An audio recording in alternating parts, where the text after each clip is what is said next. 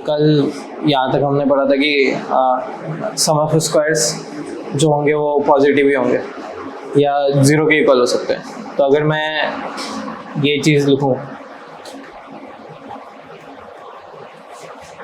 ये किस चीज़ के इक्विवेलेंट है, फिर मैंने इस साइन का मतलब बताया था। इस साइन का मतलब क्या होता है? तो ये किसको इम्प्लाई करेगा? x is equal to y is equal to 0। ये इस चीज़ को इम्प्लाई किया।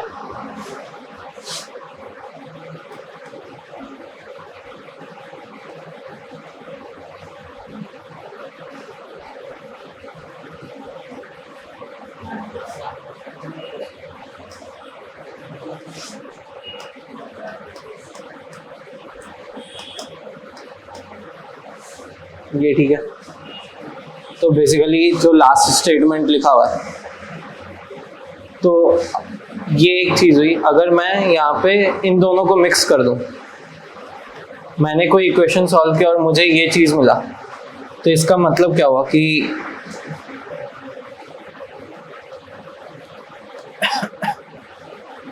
X square plus y square की वैल्यू 0 ही होगी, क्योंकि नेगेटिव पॉसिबल नहीं है।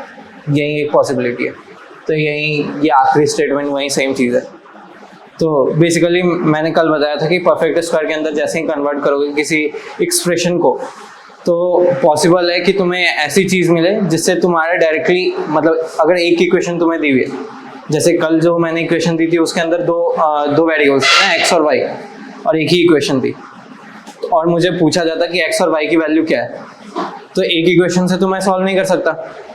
तो जो दिमाग में पहला आइडिया आना चाहिए कि क्या मैं उसको परफेक्ट स्क्वायर के अंदर कन्वर्ट करूं, परफेक्ट स्क्वायर के सम में, तो मुझे उस इक्वेशन से इस आइडिया का यूज़ करके हो सकता है कि मुझे उस एक्स और दोनों वेरिएबल्स की वैल्यू मिल जाए। क्लियर?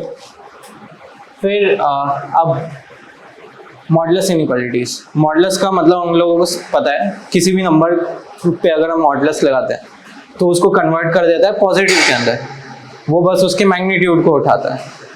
तो अगर मैंने कहीं पे लिखा मॉड ऑफ एक्स, एक्स कोई नंबर है उसका मैंने मॉड लिया, उसकी वैल्यू a है, तो x की पॉसिबल वैल्यूज क्या हुई? Plus minus a।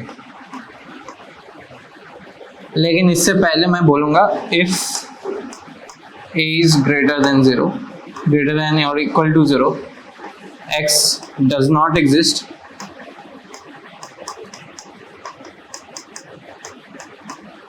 If a less than 0।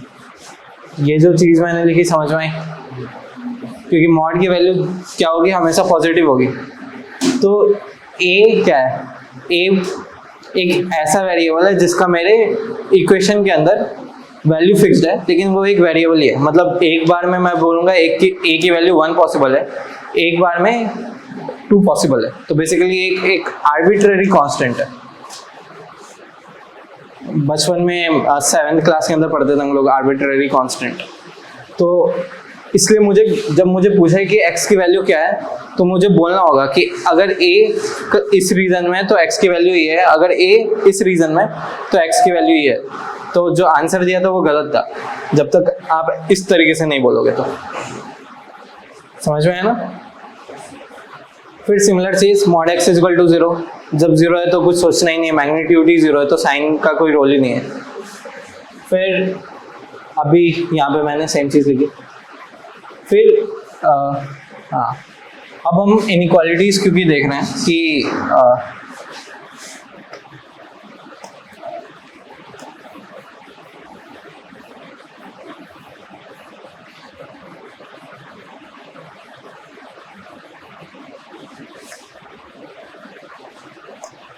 क्योंकि हम इनइक्वालिटीज़ देख रहे हैं, तो मैंने लिखा mod x is less than a। इससे क्या इम्प्लाई होगा? अब हर एक केस के बारे में मुझे बताओ तुम लोग।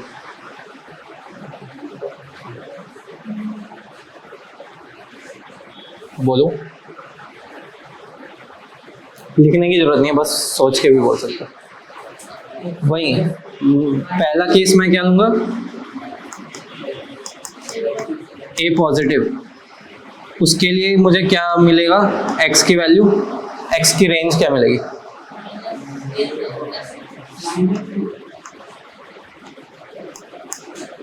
ये मुझे मिली।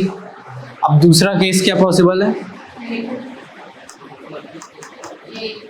ए निगेटिव, इसमें क्या होगा, एक्स की वैल्यू,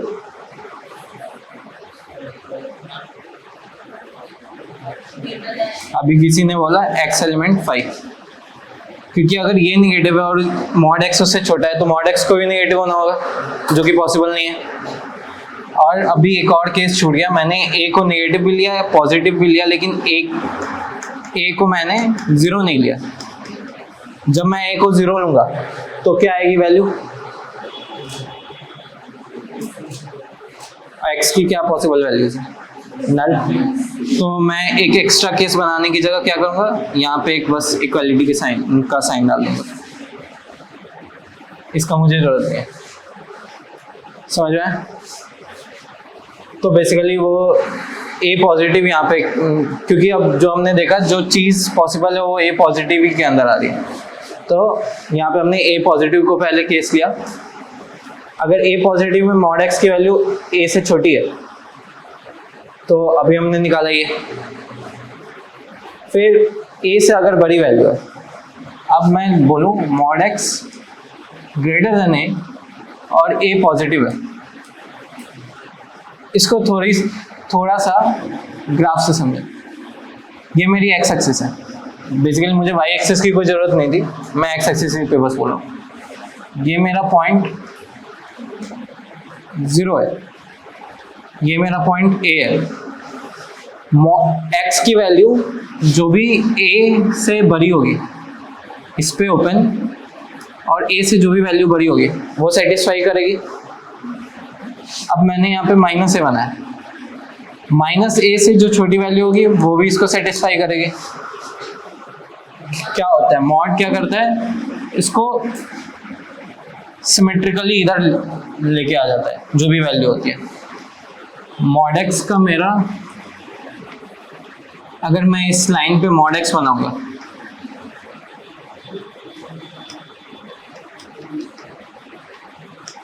उससे x की जो वैल्यू आएगी वो ये आएगी, समझ में आया? मतलब ठीक है, ऑब्वियस है, मैंने बहुत ज़्यादा एलोबरेट कर दिया उस चीज़ को। फिर ए निगेटिव के केस में अभी हमने देखा कि ये वाली केस तो पॉसिबल नहीं है, जब लेस देन मैं बोलूँ, अगर ए निगेटिव है तो मॉड एक्स निगेटिव हो गया, जो कि पॉसिबल नहीं है। अब mod x greater then mod x greater than और इक्वल टू ए, और ए निगेटिव दिया हुआ है, तो इससे मुझे क्या पता चलता है, एक्स की वैल्यू क्या, एक्स की रेंज क्या हो सकती है, रियल नंबर। सारे नंबर सेटिस्फाई करेंगे क्योंकि मॉड एक्स पॉजिटिव है और जिससे मैं कंपेयर कर रहा हूँ वो नेगेटिव है, तो एक्स एलिमेंट रियल, ठीक है। अब इस पेज पे कुछ जो नहीं समझ में आया तो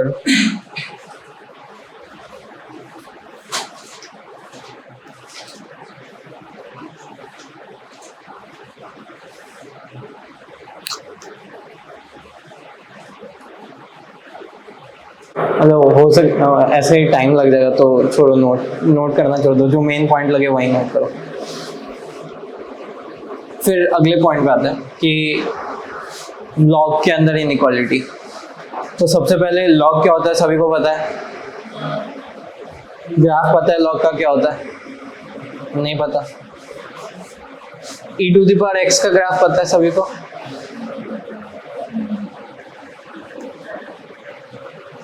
ई पता है क्या होता है, ई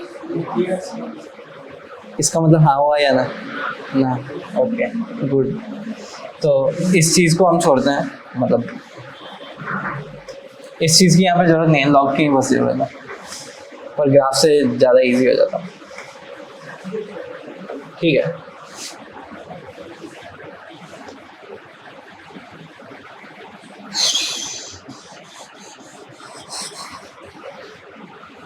दो से ये मेरा एक्स एक्सिस है। 2 टू द पावर एक्स का ग्राफ पता है? कल मैंने ग्राफ बनाने का एक तरीका बताया था ना, क्या था तरीका?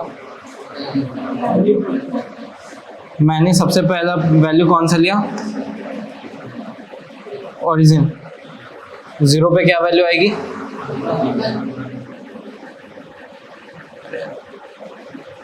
0,1। ये मेरा पॉइंट आ गया। दूसरा मेरा पॉइंट, जब मैंने 1 वैल्यू ली तो क्या आएगी?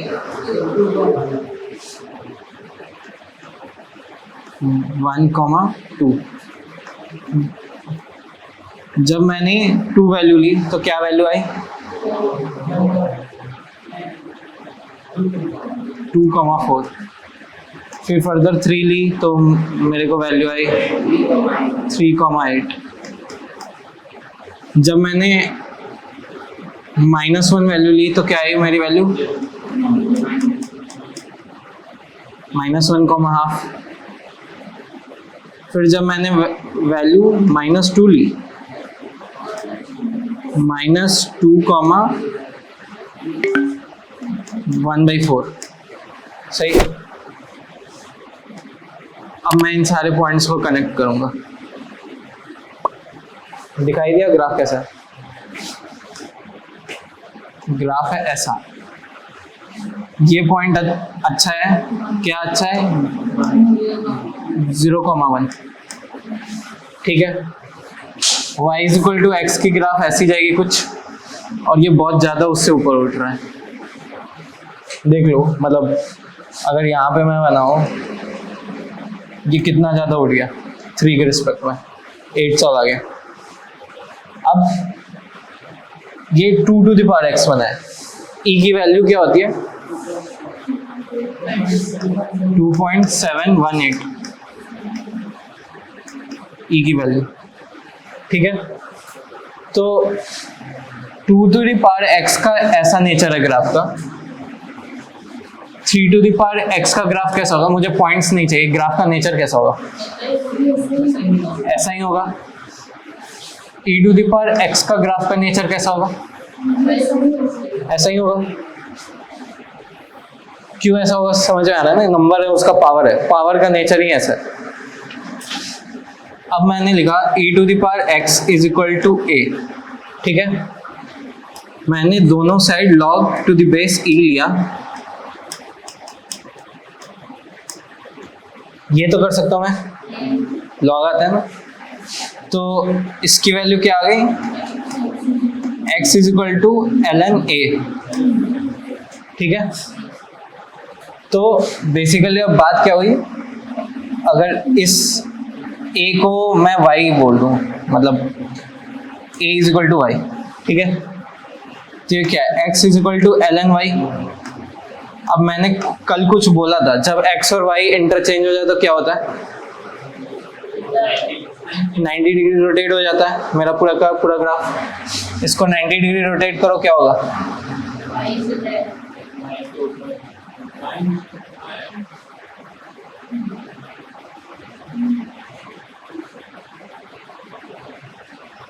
हाँ, क्या? 2 second 2 second 2 second 2 second 2 second.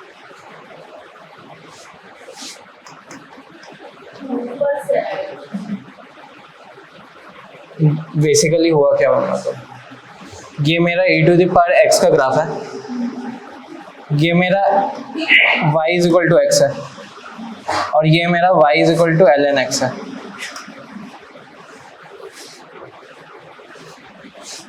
इसका इसके ऊपर इमेज हुआ बेसिकली। जो e to the power x है, उसका अगर y = x पे इमेज ले ले, y = x पे किसी भी कर्व का इमेज लोगे तो वहाँ पे y और x इंटरचेंज हो जाता है। जैसे कल भी वो जो था, ऐसा ग्राफ था, y = x ऐसा था। अगर इसका इमेज मैं इस पे निकालूं, ऐसा होगा। 2 सेकंड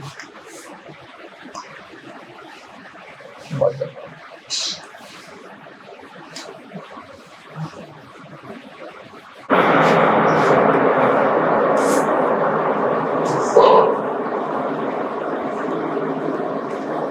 ये कर्व था कल मेरा,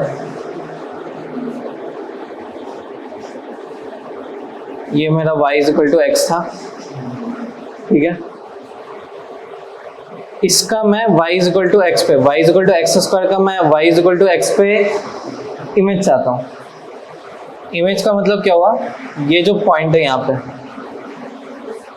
ये जो पॉइंट हुआ यहाँ पे, इसका इमेज मैंने y इक्वल टू एक्स पे बनाया। एक लाइन के ऊपर तो इमेज हमें बनाना आता है ना, मान लो ये एक लाइन है, ये मेरा पॉइंट है, तो इसका इमेज कैसे मैं बनाऊंगा, इस पे परपेंडिकुलर ड्रॉ करूंगा, ये लेंथ और ये लेंथ इक्वल होगी, और ये जो मेरा पॉइंट आया ये इमेज है, ये ऑब्जेक्ट था, ये तो पता है। तो उसी तरीके से ये y इक्वल टू एक्स मेरा एक लाइन है, इस पॉइंट का इमेज कुछ यहाँ पे आएगा, इस पॉइंट, क्योंकि ये y इक्वल टू एक्स ही पे लाई कर रहा है तो ये इसका इमेज उसी पॉइंट पे होगा।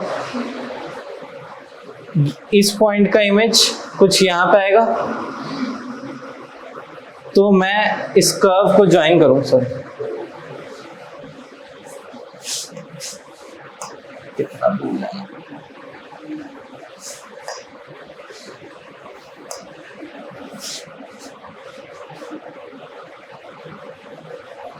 तो इसकी इमेज कुछ ही आ जाएगी। तो इमेज, अब याद करो ये क्या था कल, मतलब हाँ ये था, ठीक है, क्योंकि मैं पॉजिटिव में बात कर रहा हूँ तो दोनों चीज सेम है, मैं मतलब x इक्वल टू पॉजिटिव के लिए मैं बात कर रहा हूँ, x ग्रेटर देन 0 के लिए। तो सिमिलरली यहाँ पे क्या हुआ था, y इक्वल टू एक्स के अबाउट इमेज हुआ था। अब अभी मैंने e to the power x की कर्व बनाई, ये e to the power x है, मैं y इक्वल टू एक्स बनाऊंगा, ठीक है। अब जैसे ही मैं y इक्वल टू एक्स के अबाउट इसका इमेज लूंगा, उसमें क्या होगा, x और y इंटरचेंज कर जाएंगे। क्यों इंटरचेंज करते हैं उसका रीजन समझो। ये y इक्वल टू एक्स है, ठीक है, मेरा पॉइंट यहाँ पे था 1,2, ठीक है। इसका इमेज मैंने यहाँ पे लिया, यहाँ पे एक पॉइंट आएगा, कौन, उस पॉइंट का कोऑर्डिनेट क्या होगा 2,1। ये इससे बोल दिया ना कि इंटरचेंज हो जाती है, निकाल के देखना आएगा, इंटरचेंज होता है। तो y इक्वल टू एक्स था, यहाँ पे मैंने बोला y equal to x is equivalent to e to the power x is equal to y, ठीक है। तो ये इक्वेशन लिखूं या x is equal to ln y लिखूं, दोनों चीज सेम है। तो ये कर्व है x is equal to ln y की, और मुझे निकालनी है curve y is equal to ln x की। तो मुझे क्या करना है, x और y को इंटरचेंज करना है। तो बेसिकली इस कर्व का मैं रिफ्लेक्शन इसके अबाउट ले लूंगा। ये यहाँ पे किस पॉइंट से पास कर रहा था, 0,1। इस पॉइंट का इमेज क्या होगा 1,0। ये इधर आ गया, समझ में आ गया क्या हुआ। तो ये जो कर्व बना ये ln x का कर्व है। ln x और log x के कर्व में क्या डिफरेंस होगा, नेचर सेम रहेगा। वो एक बेस e में है, दूसरा किसी और कांस्टेंट के 10 के बेस में है, तो नेचर सेम ही रहेगा, बस उसकी वैल्यूज डिफरेंट होगी। और 1,0 से वो भी पास करेगा, वो भी शायद मतलब लेना ही है, तो मैं उसको भी कर ही देता हूँ। ये समझ में आ गया ना।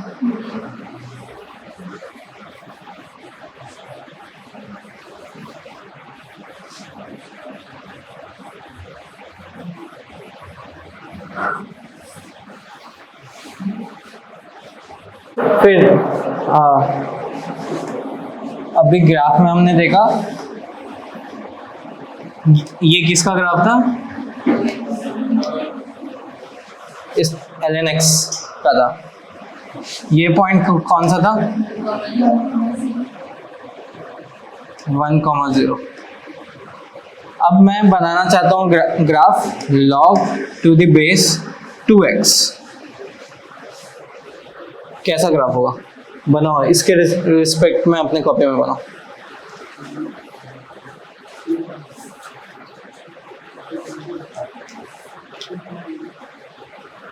तो जैसे अभी देख लो कि x की वैल्यू अगर मैं 2 लूँ तो ln x की क्या वैल्यू होगी? ln 2 की वैल्यू क्या होती है? 0.693 ln 2 की वैल्यू। तो वो क्या है? ln 2 1 से कम है।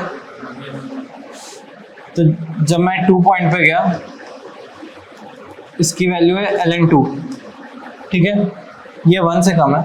लेकिन जब मैं log 2x की ग्राफ बनाऊंगा तो जब log 2 टू द बेस 2 की वैल्यू क्या होगी? 1 की वैल्यू 1 ln 2 से ज्यादा है। 1 कुछ यहाँ पे होगा, सेम 2 पे कुछ यहाँ से कर्व पास करेगा मेरा log टू द बेस 2 का। फिर अगर मैं हाफ लूँ, हाफ में ये माइनस ln 2 हो गया।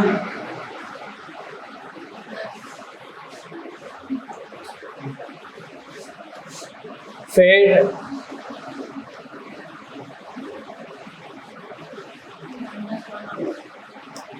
-1, ये इससे भी नीचे होगा।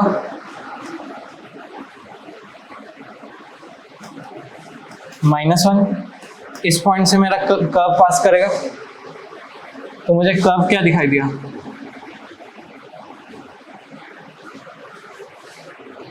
रिलेटिव मुझे पता चल गया।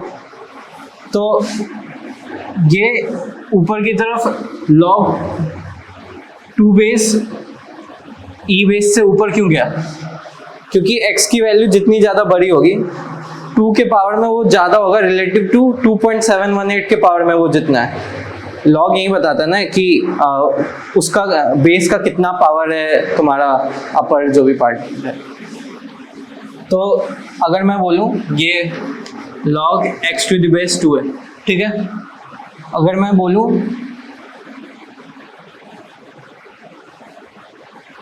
क्या इसको मैं log 3 to the x to the base 3 लिख सकता हूँ? वो उससे और भी ऊपर होगा। सही लिखा है? Very good. गलत है।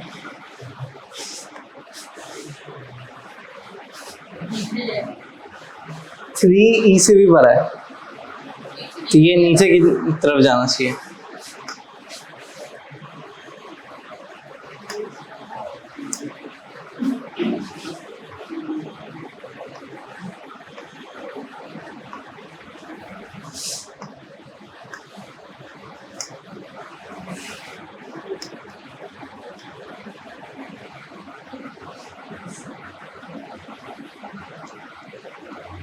log 3x क्यू पर ये क्यू नीचे गया, ये पता है। मतलब सोचो थोड़ी देर, 10 सेकंड सोच लो।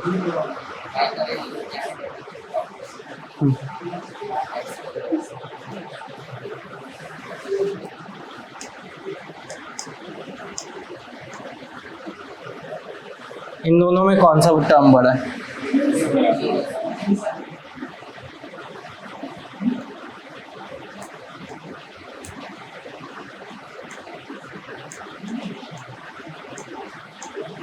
कौन बड़ा है?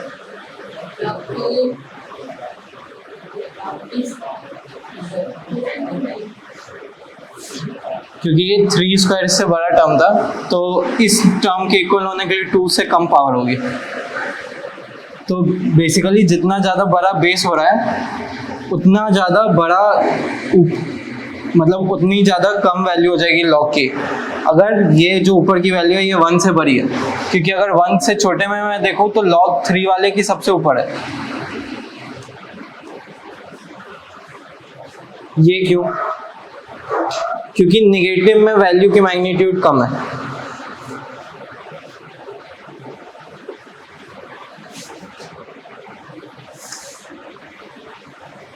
ठीक है, मतलब इस तरीके से समझ में आया या नहीं आया? अगर नहीं आया तो मैं दूसरे तरीके से इस इनइक्वालिटीज के टॉपिक को बता दूंगा। ठीक है, दोनों तरीके से समझो। एक्स और वाई दोनों पॉजिटिव है और x is greater than y. अगर ए ग्रेटर देन 1 है, कल मैंने बताया था ए टू द पावर 4 और ए टू द पावर 3 में कौन बड़ा होगा? A greater than. A less than 1 है, greater than 0। A to the power 4 और ए क्यूब में कौन बड़ा होगा? A cube. तो log of a x log of a y, यहाँ पे वो जो कंडीशन दिया हुआ है वो है, और ए ग्रेटर देन 1 है, कौन बड़ा होगा? X greater than y greater than 0। log y वाला बड़ा होगा?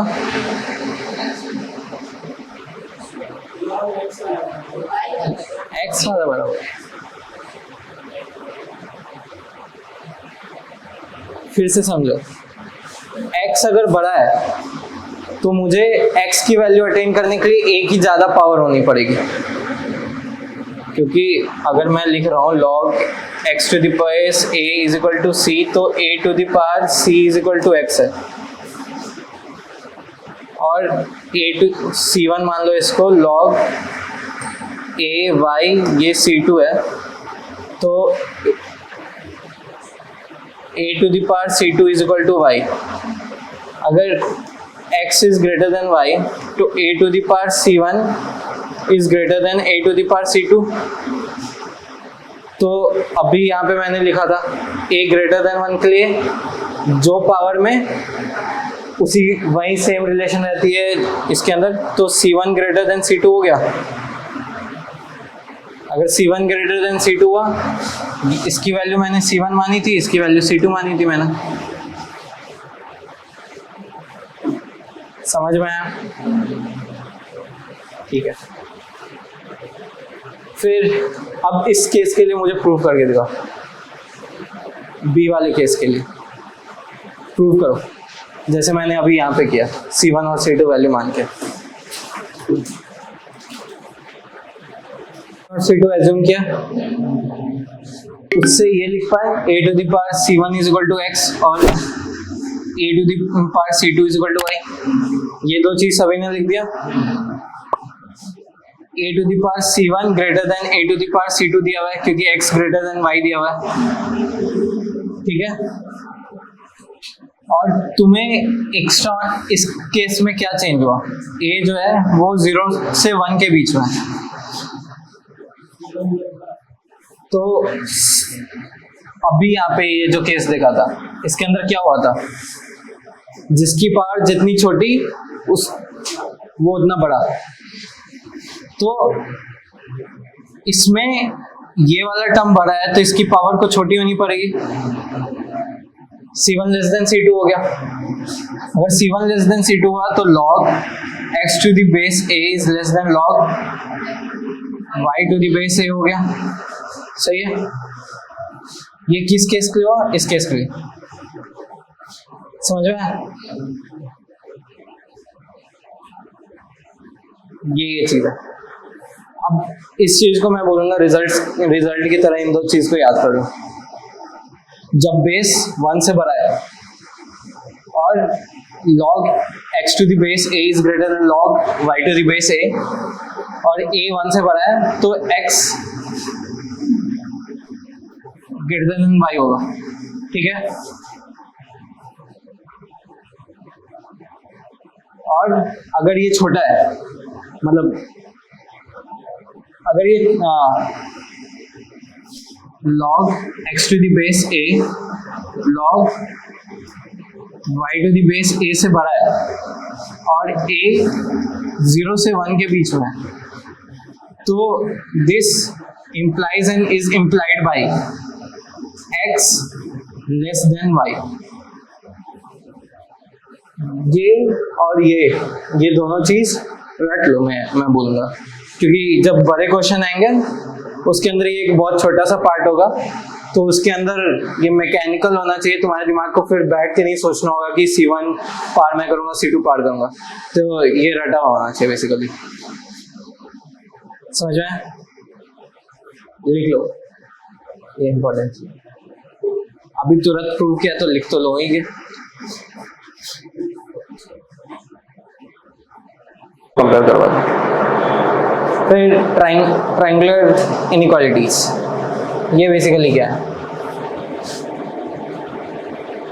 एक स्ट्रेट लाइन और एक ट्रायंगल के बीच में क्या फर्क है? एक 1D फिगर है, एक 2D फिगर है। मैंने 3 पॉइंट लिया,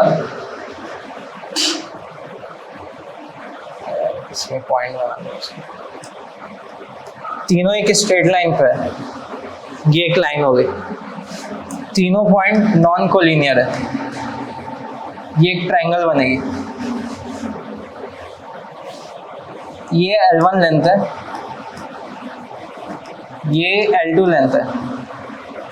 ये लेंथ कितनी होगी? L1 plus L2।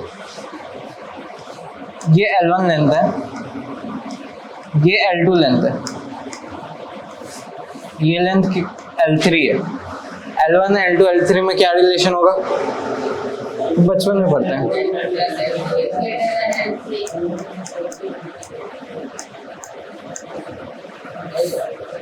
सही है, सही है।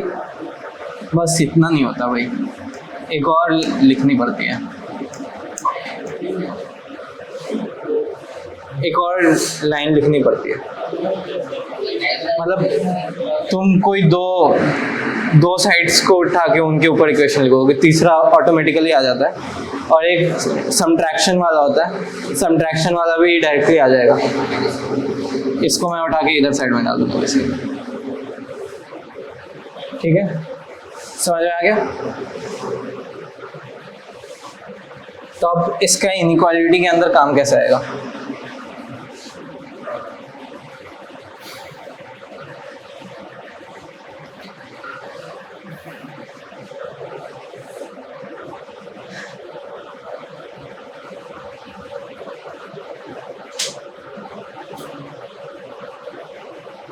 इसको ट्रायंगुलर था बेसिकली, इसका यहाँ पे कोई यूज नहीं था। मतलब जब वेक्टर इनको बना दूं मैं, x और y को जब मैं वेक्टर बना दूं, तब इसको हम ट्रायंगुलर इनइक्वालिटी बोलेंगे। यहाँ पे एक नंबर है बस, जिसके पास कोई डायरेक्शन नहीं है, तो यहाँ पे ट्रायंगुलर मतलब कॉमन सेंस है। अगर जब नंबर है बस तो कॉमन सेंस है। क्या? मैंने दो नंबर्स को ऐड करके उनका मॉड लिया, 1 + 2 का मॉड। क्या मॉड 1 + मॉड 2 से छोटा है, लेस देन और इक्वल टू होगा? 1 + -2 क्या इस रिलेशन को सेटिस्फाई करेगा? क्यों करेगा? इसलिए करेगा कि इसके अंदर आप साइन के साथ चीजों को ऐड कर रहे हो, इसके अंदर आपने मैग्नीट्यूड को कन्वर्ट किया और उसको ऐड किया। तो एडिशन के अंदर मैक्सिमम क्या हो सकता है? दोनों की मैग्नीट्यूड ऐड हो जाए पॉजिटिव साइन के साथ। अब इसकी मिनिमम वैल्यू क्या हो सकती है? कि दोनों को मैंने पॉजिटिव बनाया मैग्नीट्यूड के साथ और दोनों को सबट्रैक्ट कर दिया और उसका मॉड ले लिया। ये नहीं समझ में आएगा पक्का। अब इसको ऐसे समझो, 1 और -1 के बीच में क्या रिलेशन है? दोनों का मैग्नीट्यूड 1 है। अगर मैं 1 + 1 लिख रहा हूं तो क्या इसको मैं बोल सकता हूं 1 + मॉड ऑफ -1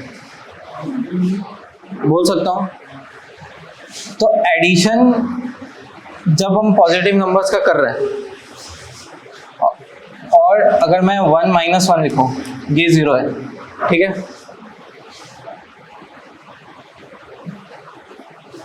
ठीक है। एक स्कीम आई है, मतलब मान लो ये प्रॉफिट में अभी चल रहा है, ये अभी डेब्ट में चल रहा है, अभी ये उधारी में है। एक स्कीम आई कि ये दोनों डायरेक्टली अभी ये इसका जितना डेप्ट और ये जितने प्रॉफिट में दोनों को मिक्स करेंगे और मेरे पास आएंगे, हेल्प मांग ले, मतलब मेरे पास आएंगे, ठीक है, अपने पैसे काउंट करवाने के लिए, ठीक है। और दूसरी स्कीम ये है कि ये इसके पास जितना डेप्ट है ये उसको उतना प्रॉफिट में कन्वर्ट करेगा और फिर इसके साथ कंबाइन करेगा और फिर मेरे पास आएगा, और जिसके पास जिस ग्रुप के पास ज़्यादा पैसे होंगे मैं उनको विनर घोषित करूँगा, ठीक है। तो तुम लोग कौन सा स्कीम अपनाना चाहोगे जीतने के लिए? सेकेंड वाला। क्यों? डेप्ट को क्या हो गया, वो प्रॉफिट के अंदर कन्वर्ट हो गया। तो मैक्सिमम क्या हो सकता है, प्रॉफिट को मैं ऐड करूँ। जब मैं दो नंबर्स उठा रहा हूँ एक्स और वाई, पॉसिबिलिटी है कि दोनों प्रॉफिट के अंदर हो, तो दोनों को कोई स्कीम से फर्क नहीं पड़ता, डायरेक्टली भी आ सकता है, ऐसे भी आ सकता है। वो जो दूसरी स्कीम मैंने बताई वो ये है। तो क्या मैं बोल सकता हूँ कि कोई भी अगर दूसरी स्कीम को हमेशा फॉलो करता है तो मैक्सिमम वैल्यू के साथ मेरे पास आएगा। तो अगर x पॉजिटिव है और y निगेटिव था तो दूसरी स्कीम फॉलो करेंगे। दूसरी स्कीम क्या है, x पॉजिटिव था तो उसको भी पॉजिटिव बना दिया, y निगेटिव था तो मॉड लगा के उसको भी पॉजिटिव बना दिया। तो मैक्सिमम आउटपुट मुझे इस स्कीम से मिलेगा। अब समझ में आया ना एग्जाम्पल के साथ? अच्छा एग्जाम्पल दिया मैंने। फिर मिनिमम आउटपुट कैसे मिल सकता है?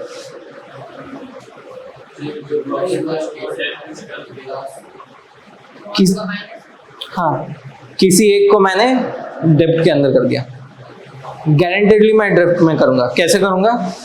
मैंने इसको पहली स्कीम से इसकी डेप्ट को प्रॉफिट में कन्वर्ट कराया है, मतलब जो स्कीम है उससे प्रॉफिट वाला भी प्रॉफिट में जाएगा, डेप्ट वाला भी प्रॉफिट के अंदर जाता है। अब मैं उसको उन दोनों को डेप्ट के अंदर कन्वर्ट करवा दूं,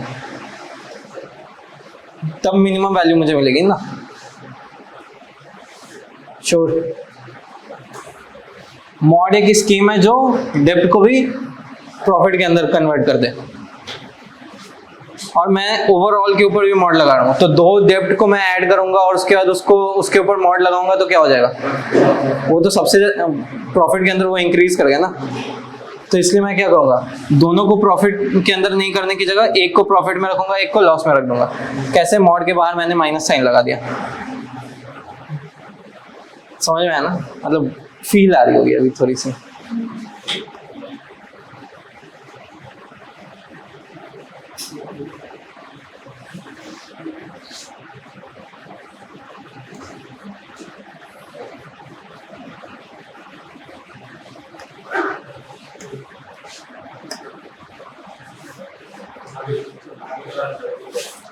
ठीक है,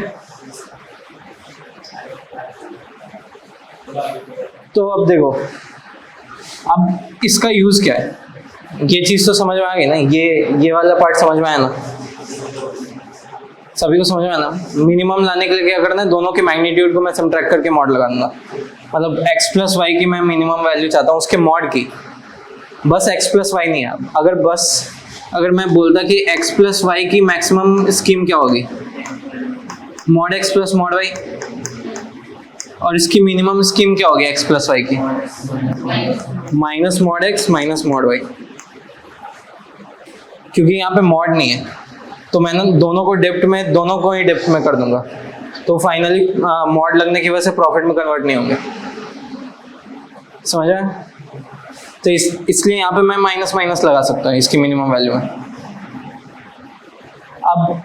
अब इसकी यूज क्या है, हम जब कोई इक्वेशन हमारे सामने आएगी, एक इक्वेशन आई हमारे पास x के अंदर एक कोई इक्वेशन है, उस इक्वेशन से मुझे पता लगा कि mod x plus y is equal to mod x plus mod y है। तो इससे मैं क्या इंप्लाई कर पाऊंगा, x और y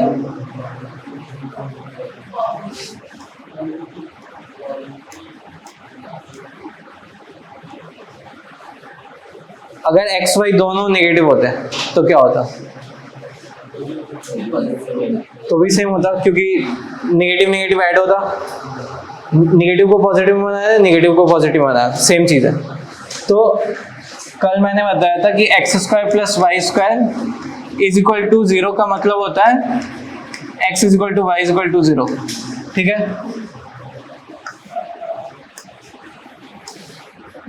सब कुछ ही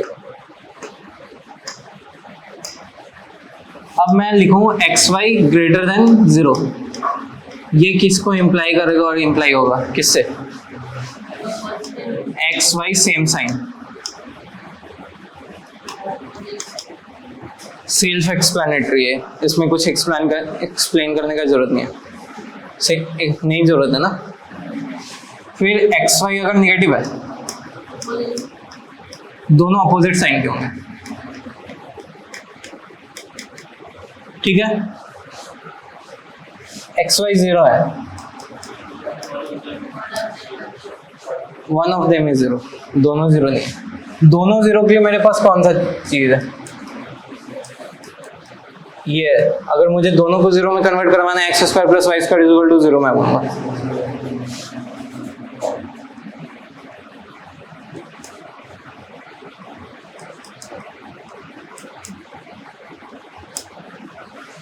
ठीक है। अब वहां पे जब हमने किया था, तो अब यहाँ पे देख लो, mod x plus mod y is equal to mod x plus mod of x plus y is equal to mod of x plus mod of y. इसका मतलब दोनों सेम साइन में होने चाहिए। तो सेम साइन के लिए मैं क्या लिख दूंगा? X y greater than 0। फिर मॉड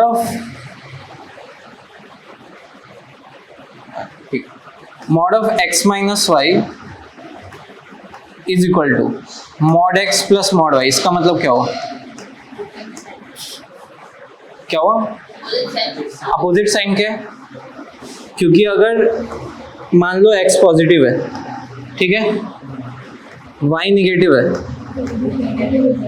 तो माइनस वाई क्या हो जाएगा? पॉजिटिव। पॉजिटिव पॉजिटिव ऐड हुआ तो पॉजिटिव पॉजिटिव मैंने ऐड किया, ठीक है। अगर ये निगेटिव होता ये पॉजिटिव होता तो निगेटिव प्लस निगेटिव, तो दोनों ऐड होते, तो यहाँ पे मैंने ऐड किया। तो दोनों अपोजिट साइन के होने चाहिए इसलिए, और पॉसिबल है कि दोनों में से कोई भी 0 भी हो सकता है। 0 होगा तो कोई फर्क ही नहीं पड़ता, मॉड लगाओ ना लगाओ। समझ में आई ना वो बात? तो वही है, ये पेज समझ में आ गया। Next page. कुछ क्वेश्चन है, अभी करना चाहोगे या बाद में? मैं थ्योरी बताऊँ आगे।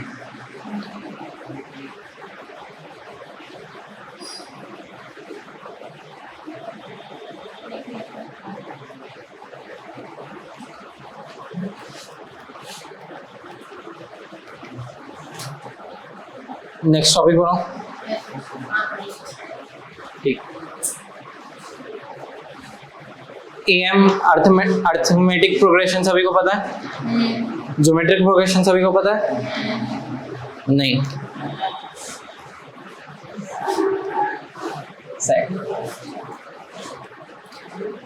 हार्मोनिक प्रोग्रेशन तो पता ही नहीं होगा। गुड।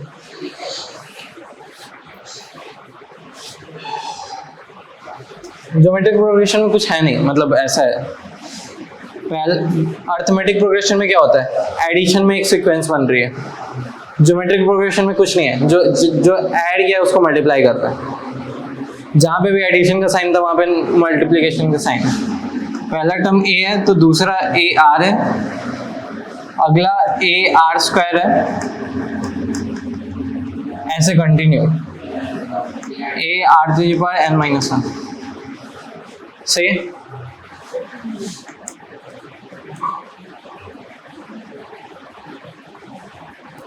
हार्मोनिक प्रोग्रेशन क्या होगा?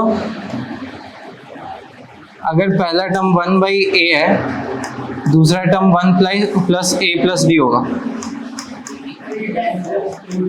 बेसिकली रेसिप्रोकल ऑफ हर एक टर्म का रेसिप्रोकल है AP के अंदर, इससे ज्यादा कुछ नहीं है। ये तो समझ में आ गया? इतनी ही की जरूरत होती है इसके अंदर।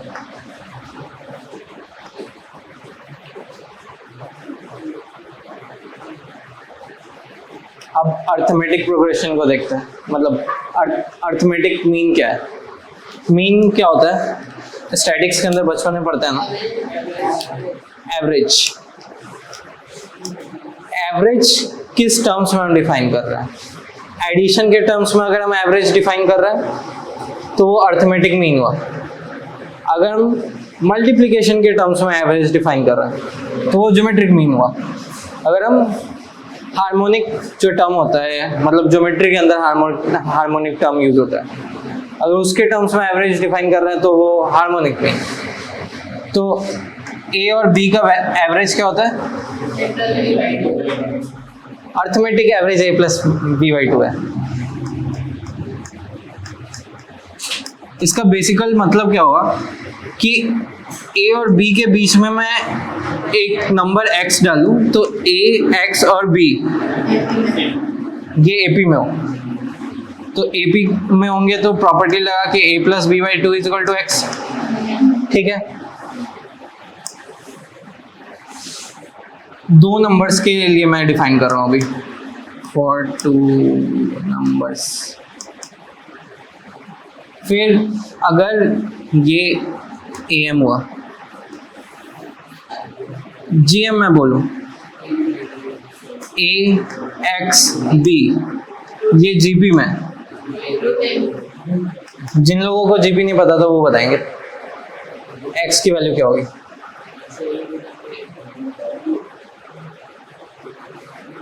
रूट AB, क्योंकि A टाइम्स ये R की वैल्यू होगी। ठीक है, अब अगर मैं HM में बोलूं A, X, B, HM HP में, तो X की वैल्यू क्या होगी? कॉपी पेन लो और निकालो।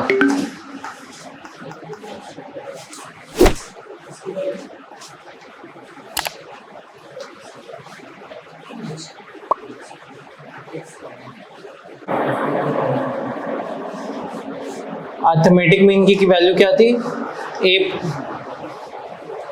ए plus B by to.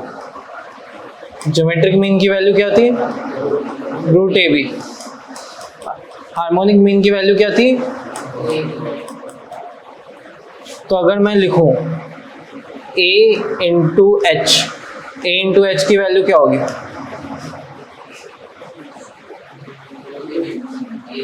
A B, ये जी स्क्वायर के इक्वल है, सही है।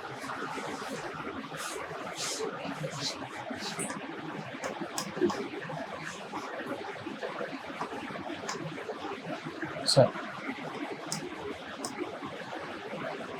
ना रुको, हाँ, अब ये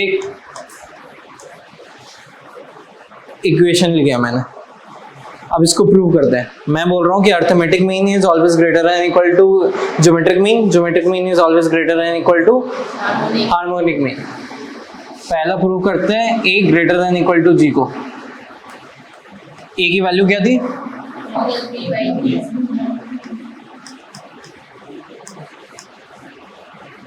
जी की वैल्यू क्या थी?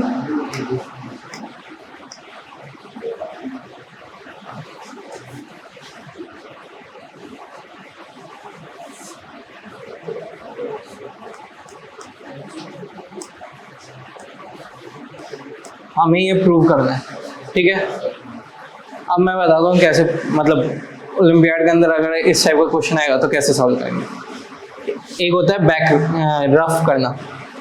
मैंने रफ करके पहले इस जो बोर्ड्स में भी करते हैं सभी, कि पहले मैं इस इक्वेशन को सिंप्लीफाई करूँगा, मुझे क्या सॉल्व करने के लिए बोला जा रहा है। ये आई मेरी इक्वेशन, ठीक है। अब मैं इसको क्या लिख सकता हूँ? रूट ए होल स्क्वायर, मतलब इतना क्यों लिख रहा हूँ?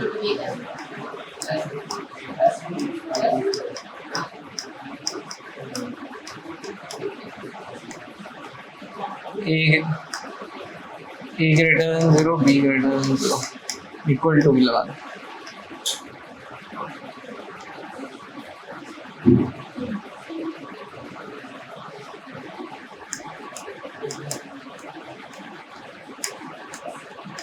प्रूव हो गया।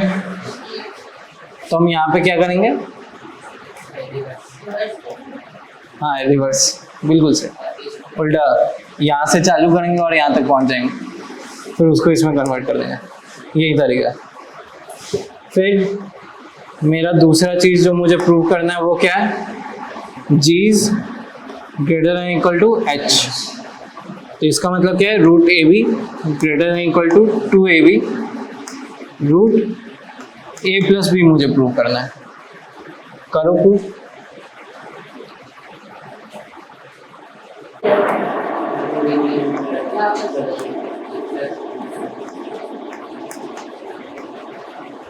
ठीक है, या ये भी यूज कर सकते थे, G square is equal to A H था, मुझे पता है A is greater than equal to G. ठीक है, अगर एक टर्म जी से भरा है तो दूसरे को जी से छोटा होना पड़ेगा ना, कि उनका मल्टीप्लिकेशन ए स्क्वायर के इक्वल है। ठीक है,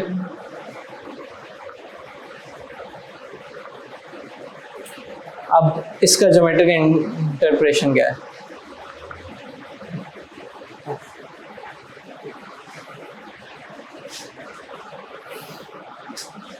देखो बनाओ।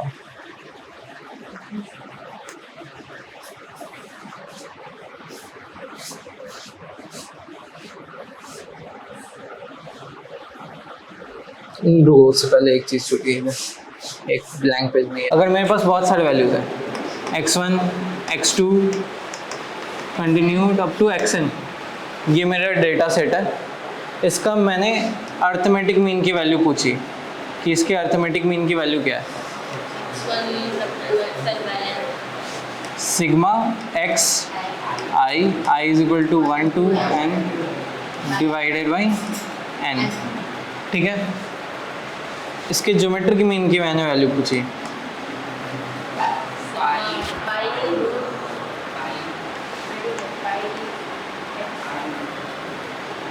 अभी मैंने क्या बोला, ज्योमेट्रिक मीन और अर्थमेटिक मीन में क्या फर्क है, सम की जगह मल्टीप्लिकेशन होता है। सिग्मा का क्या होगा, पाई एक्स आई। डिवीजन का मतलब एडिशन में क्या होता है, उसको n पार्ट्स में तोड़ देना। अगर मैं मल्टीप्लिकेशन में बोलूँगा n पार्ट्स में ब्रेक करना, तो उसका मतलब क्या हुआ, पावर में 1/n। कल ही मैंने बताया था 2x का मतलब क्या हुआ, x प्लस एक्स। तो 2 से अगर मैं मल्टीप्लाई कर रहा हूँ किसी टर्म को, मतलब 2 बार मैं उसको ऐड कर रहा हूँ। तो सिमिलरली 1/n से मैं सिग्मा एक्स आई एन आई, तो अगर मैं 1/n से मल्टीप्लाई कर रहा हूँ, इसका मतलब क्या हुआ, 1/n टाइम्स उसको ऐड करना। तो ऐड का क्या यहाँ पे क्या कन्वर्ट हो जाता है, इस वाले के अंदर ऐड क्या चीज़ में कन्वर्ट हो जाएगा, मल्टीप्लिकेशन में। ठीक है, तो मल्टीप्लिकेशन के अंदर 1/n टाइम्स, तो इसका मतलब x to the power 1/n में वो कन्वर्ट हो जाएगा। नहीं समझ में आया तो रट लो। मतलब मैं उन चीज़ों को समझाने की कोशिश कर रहा हूँ, मतलब जो समझाना नहीं होता। मतलब जैसे रूट ए भी किया, मेरे पास 2 टर्म्स थे तो मैंने रूट ए भी किया। ठीक है, मेरे पास अगर 3 टर्म्स होते हैं, a b c whole to the power 1/3, क्योंकि मैंने 3 नंबर को मल्टीप्लाई किया ना, यहाँ पे n नंबर्स को मैंने ऐड किया था, तो n से डिवाइड किया कि मुझे मीन की वैल्यू मिले। तो यहाँ पे अगर n नंबर्स को मैं मल्टीप्लाई कर रहा हूँ तो nth पावर 1/n पावर में डालूंगा। समझ आया? अब hm की क्या वैल्यू होगी ये बताओ मुझे।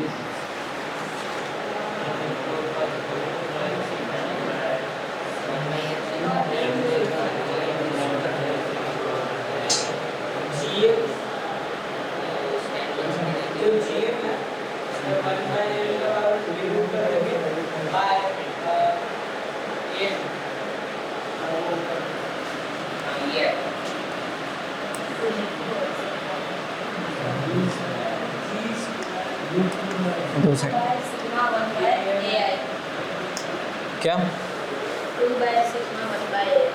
सही।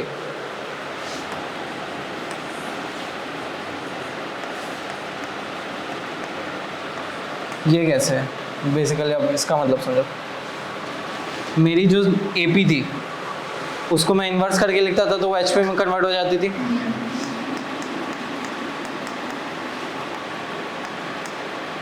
सॉरी,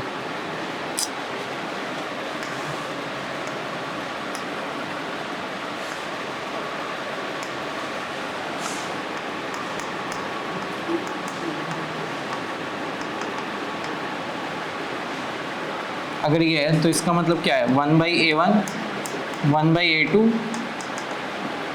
ये AP में है, ठीक है। यहाँ पे 2 क्यों लिखा, वो N होगा।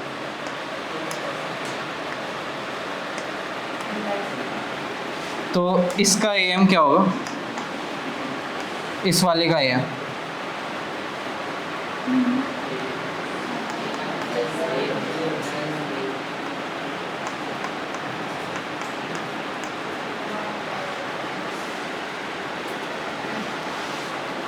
फिर इस, ये क्या था, इस इक्वेशन के हर एक रेसिप्रोकल का था, मतलब इसका उल्टा ये आ गया।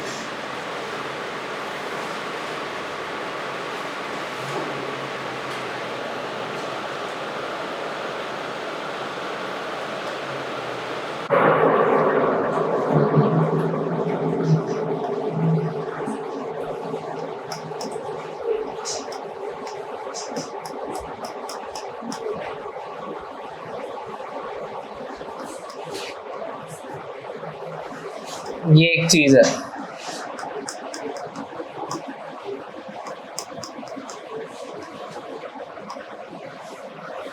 ये कैसा है, ये प्रूव करो।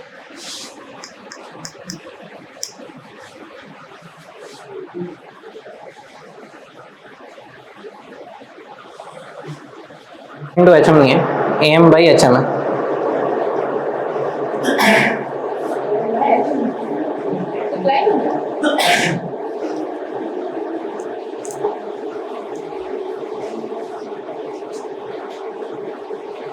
ठीक है, अब देखो देखो AM की वैल्यू क्या थी, हो गया। AM की वैल्यू क्या थी,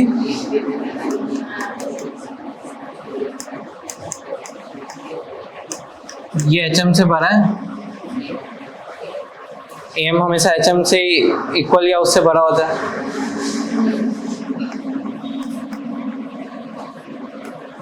HM की वैल्यू क्या है, N/1/,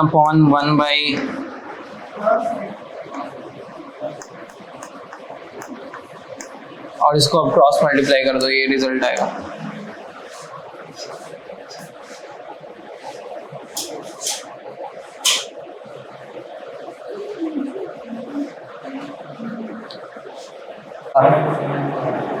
अब इसका यूज क्या है, मतलब जो हम AM/GM HM इनइक्वालिटी बोलते हैं, तो उसके अंदर कोई एक एग्जांपल ले लेता हूँ, शायद आगे होगा।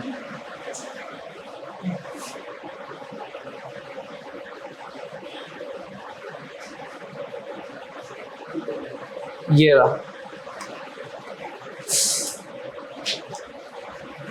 अभी यही सेम चीज हमने पढ़ी, ये चीज इंपॉर्टेंट है, मतलब ये बहुत सारे क्वेश्चन में देखने को मिलेगा, बहुत सारे।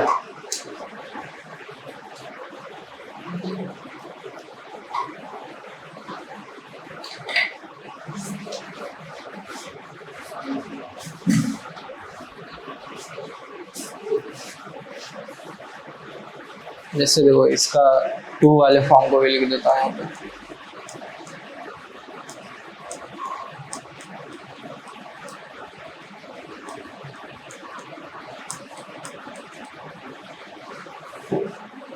ठीक है, लिख लिया।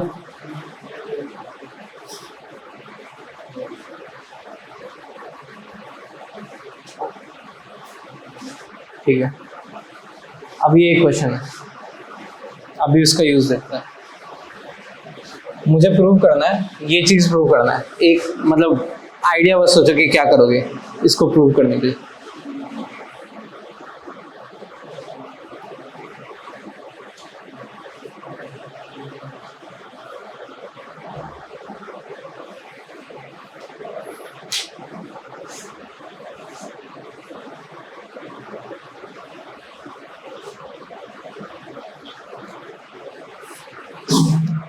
पढ़ा है AMGMHM पढ़ा है, तो कोई एक इनइक्वालिटी बोलो। अभी हमने पढ़ा था ना A greater equal to G greater equal to H। तो पहली इनइक्वालिटी क्या थी? A plus B by 2 is greater than equal to root AB। उसको यूज करो वहां पे।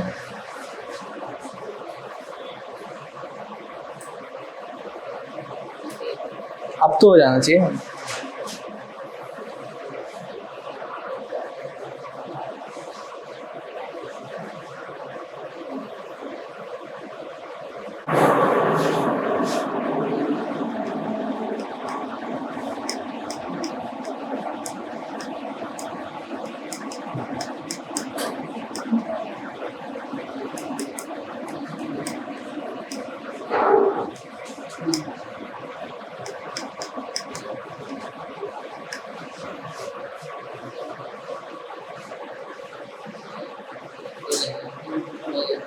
दोनों चीज सेम आई। हो गया। अब ये अगला क्वेश्चन।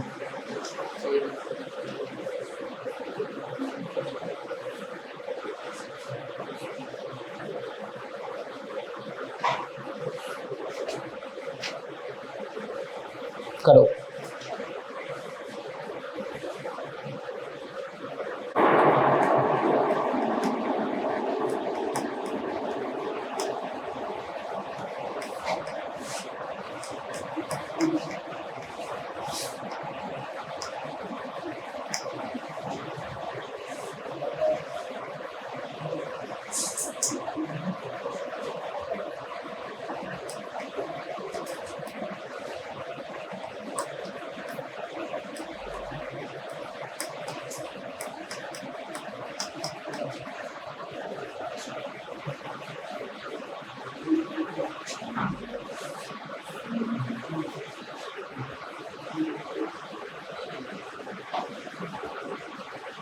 इस पे ध्यान नहीं देना, अभी तो लिख रहा हूँ, अपना सॉल्व करो।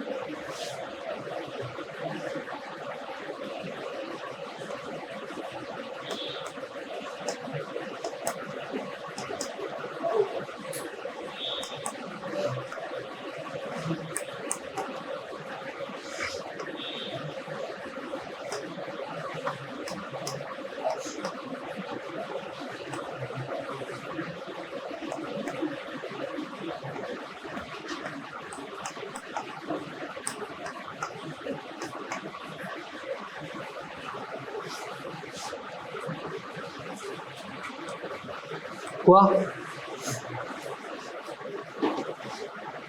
नहीं हुआ तो अब देखो, यहाँ पे ज्यादा ध्यान देने वाली चीज ये थी, ABC है मेरे पास ऊपर, ठीक है, नीचे 1 माइनस A है, 1 माइनस B है, 1 माइनस C है।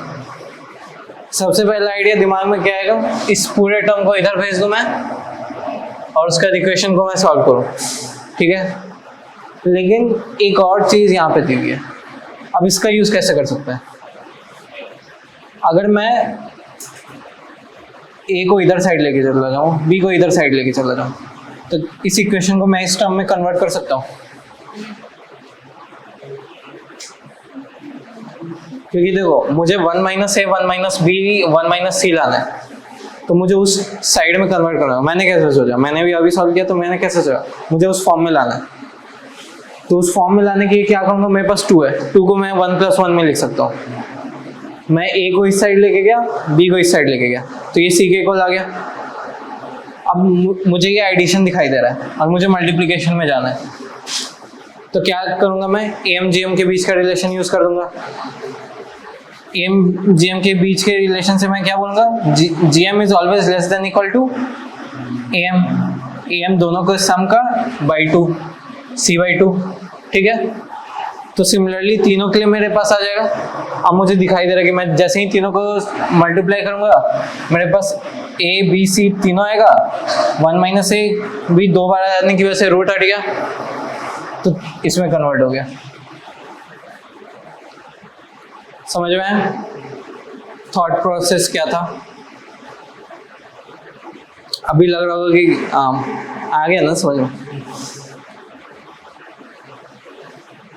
ये अगला क्वेश्चन करो।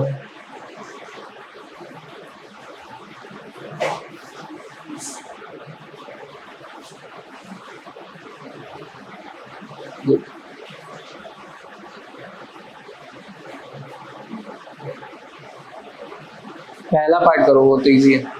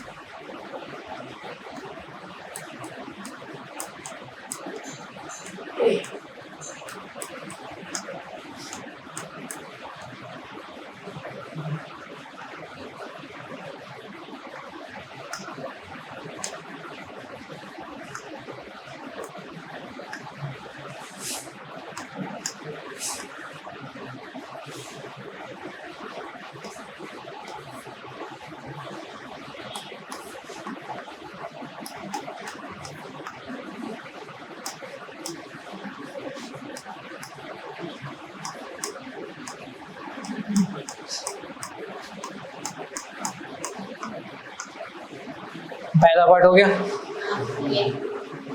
कैसे किया? देखना नहीं था, मैंने मना किया था कि मैं करूँगा, वो देखना नहीं। तो बेसिकली अब ये आइडिया समझो, जब भी मुझे कोई बोले कि एक एपी है और उसके मुझे 4 टर्म्स दिए हुए हैं, तो पढ़ा होगा जब एपी पढ़ रहे होगे कि जब 3 टर्म्स दिए होते हैं तो मुझे लेना चाहिए एपी का sequence A minus D A और ए प्लस डी। और जब 4 टर्म्स दिए हुए तो मैं क्या करूँगा, जो भी मैंने लिखा उस फॉर्म में लूँगा, और फिर जो लिखा हुआ मैंने जैसे ही पुट किया मुझे दिखाई दे दिया क्या चीज़ है। अब सेकंड क्वेश्चन करो।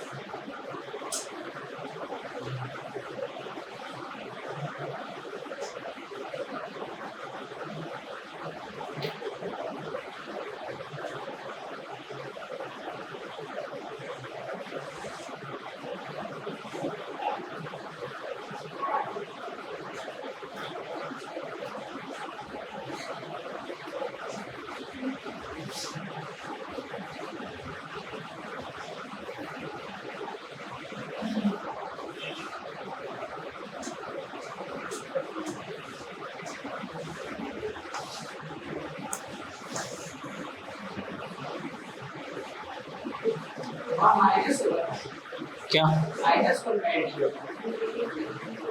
Oh sorry.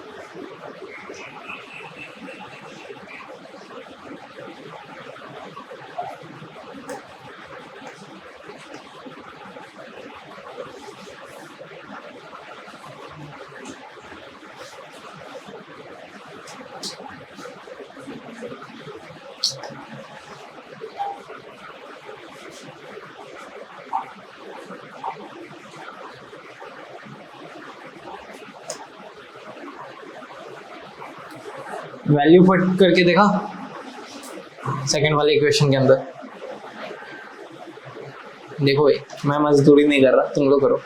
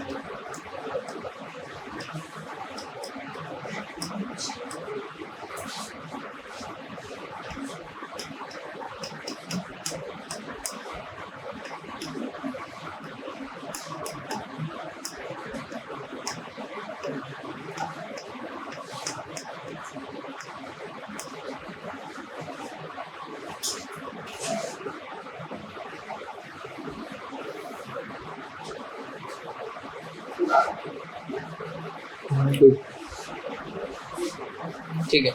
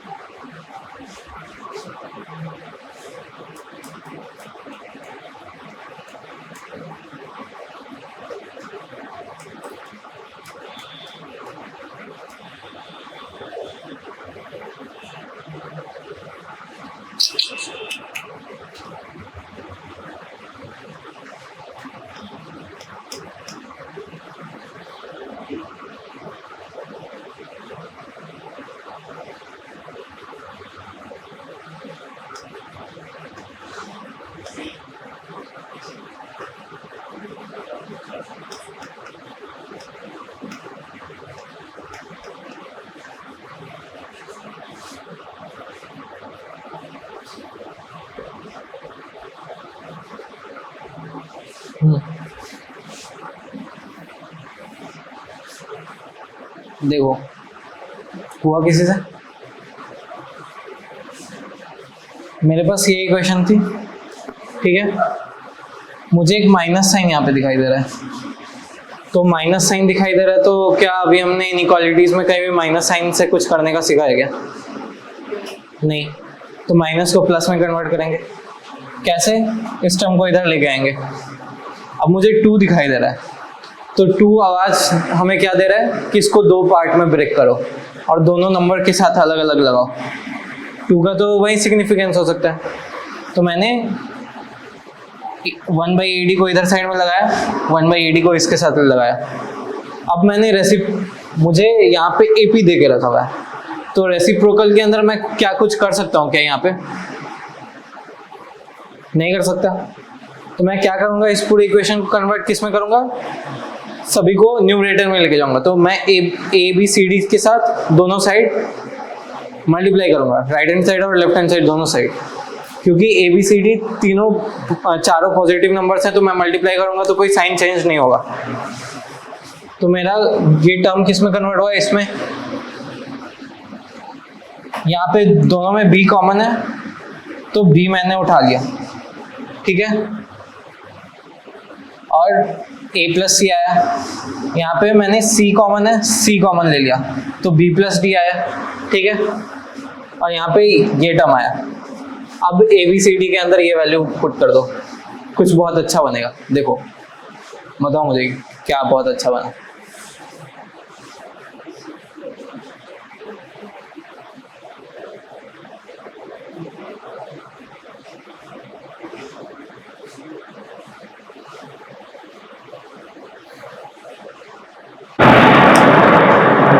क्या?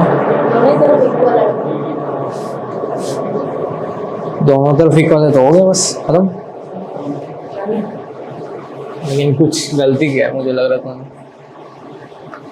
क्वेश्चन मुझे पढ़ना था।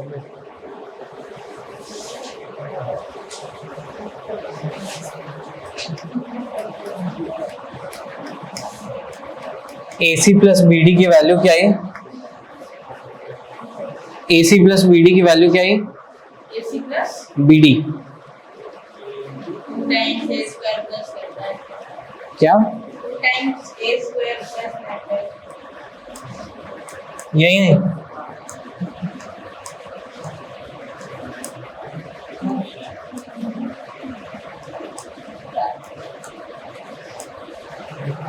पक्का यही है ना? ये आ भी रही है।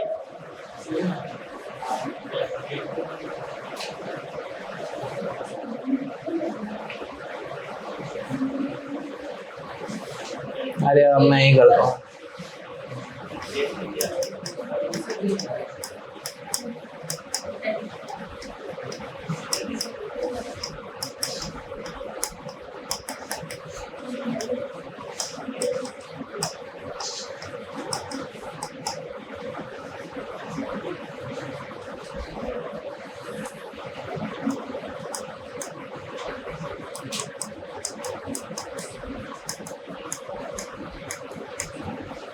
भाई क्या बोल रहा हूँ?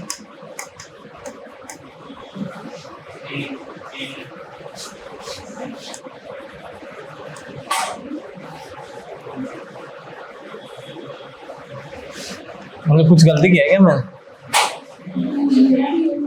हाँ तो बोलना था,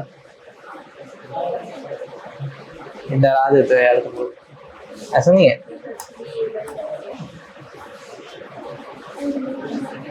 अब तो प्रूव हो गया।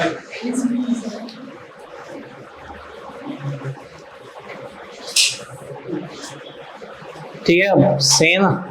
समझ में आ गया ना क्या करना था?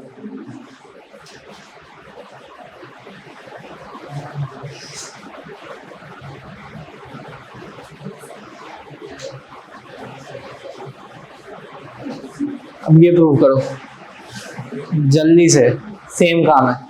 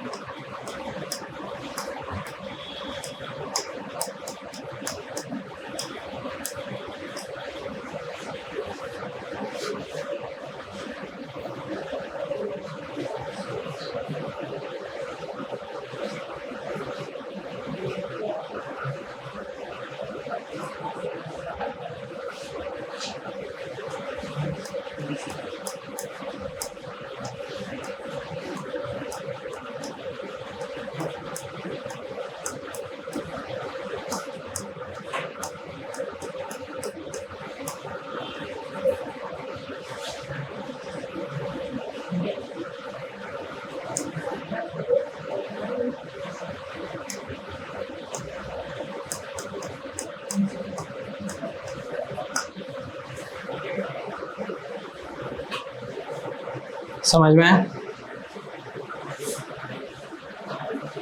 सेम काम करेंगे जो एपी में किया था, कॉपी किया, मैंने वैल्यू पुट किया, तो मुझे क्या दिखाई दिया, r cube plus 1/r³ greater than r plus 1/r। अब यहाँ पे क्या करेंगे, हमें बचपन में हमने एक फॉर्मूला पढ़ा था a³ प्लस b³ का, वो लगाया, तो क्यों लगाया वो मैंने, क्योंकि a प्लस बी उससे उड़ेगा, ठीक है। तो वो जैसे ही उड़ा, मेरे पास ये वाला टर्म बचा ग्रेटर देन 1, वो इसमें कन्वर्ट हो गया, यहाँ पे AMGM लग गया। क्या AMGM लगा, r² plus 1/r² by 2 is greater than equal to r² into 1/r² root, ये 1 के इक्वल है। समझ आ गया? गुड। अब नेक्स्ट पार्ट करो ट्राई, ये एपी वाले से रिलेटिवली ज्यादा इजी है, सेम चीज है, आइडिया तो एग्जैक्टली पता है ना कि क्या करना है, स्टेप बाय स्टेप मैंने बताया था, जल्दी। हाँ, इनइक्वालिटी में मैंने अभी तक कुछ सिखाया गया, माइनस की साइड डील करने का होता ही नहीं है, मतलब कुछ सेक्शंस को छोड़ के।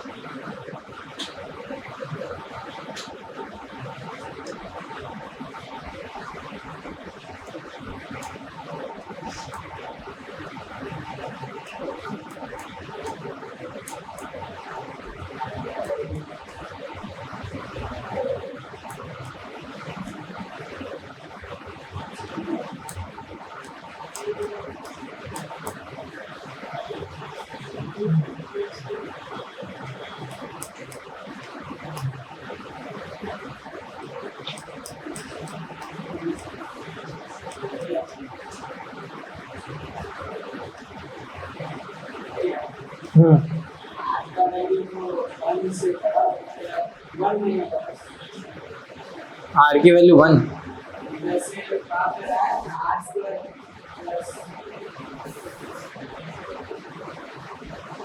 डिस्टिंक्ट है तो R1 नहीं हो सकता।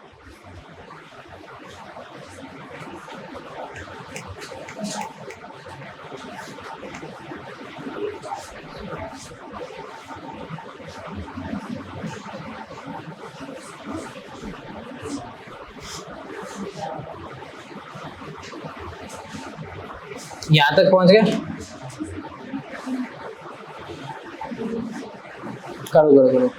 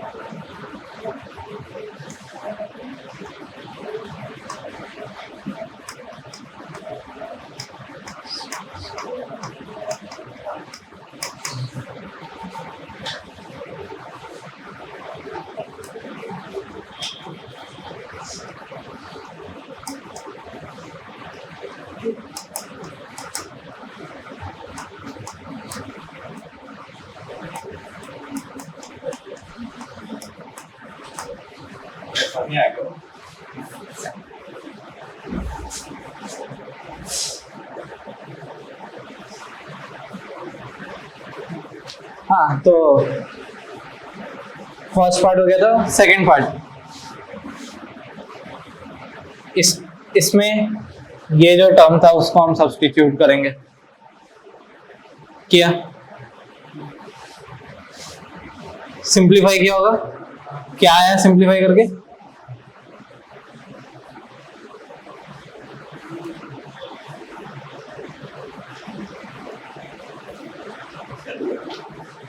मैंने लेंदी तरीके से किया।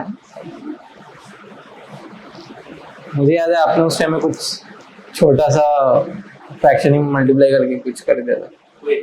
सिंप्लीफाई किया, मतलब बेसिकली क्या है, इन सारी वैल्यू को डालेंगे। और क्यों मैंने ये सारी वैल्यू ली थी कि क्योंकि मुझे प्रोडक्ट दिखाई दे रहा था। प्रोडक्ट के अंदर ये आसानी से कैंसिल आउट होगा ये सारी चीजें। तो जब मैंने ये लिया तो सिंप्लीफाई करोगे तो वो इसमें कन्वर्ट होगा। किसी ने किया सिंप्लीफाई? आ गया ये इस फॉर्म में है।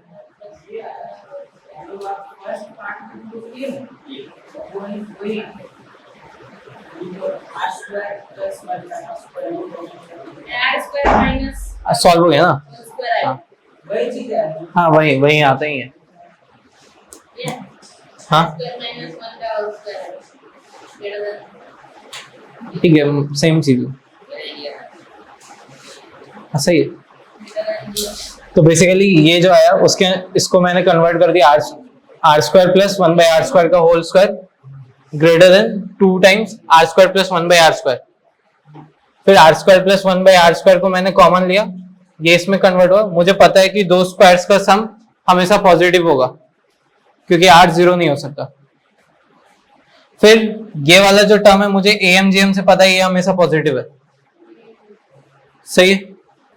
या दूसरे टर्म्स में बोल दो इसका स्क्वायर है ये वाला टर्म। ठीक है, हो गया सभी का क्लियर? इसको मतलब मैंने स्क्वायरिंग में कन्वर्ट कर दिया, हो गया। मतलब ओपन भी करके कर सकते हैं, उसके अंदर कोई दिक्कत थोड़ी।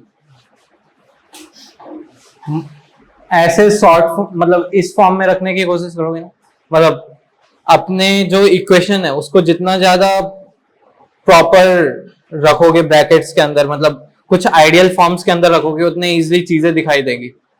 क्योंकि जैसे हम सारी ब्रैकेट्स हमने खोल दी, बिल्कुल हौच-पौच हो जाती है चीजें, हमें दिखना बंद हो जाती है चीज कि किसको किधर सेटल करे। जब मैंने इसको इस हिसाब से लिखा हुआ था तो मुझे दिमाग में था ये चीज कि r स्क्वायर प्लस 1/r² के मुझे फॉर्म में जाना है, तो मैंने यहाँ पे इसके स्क्वायर के फॉर्म में इसको कर दिया कन्वर्ट। तो बेनिफिशियल होता है जब हम चीजों को कंसीव रखते हैं।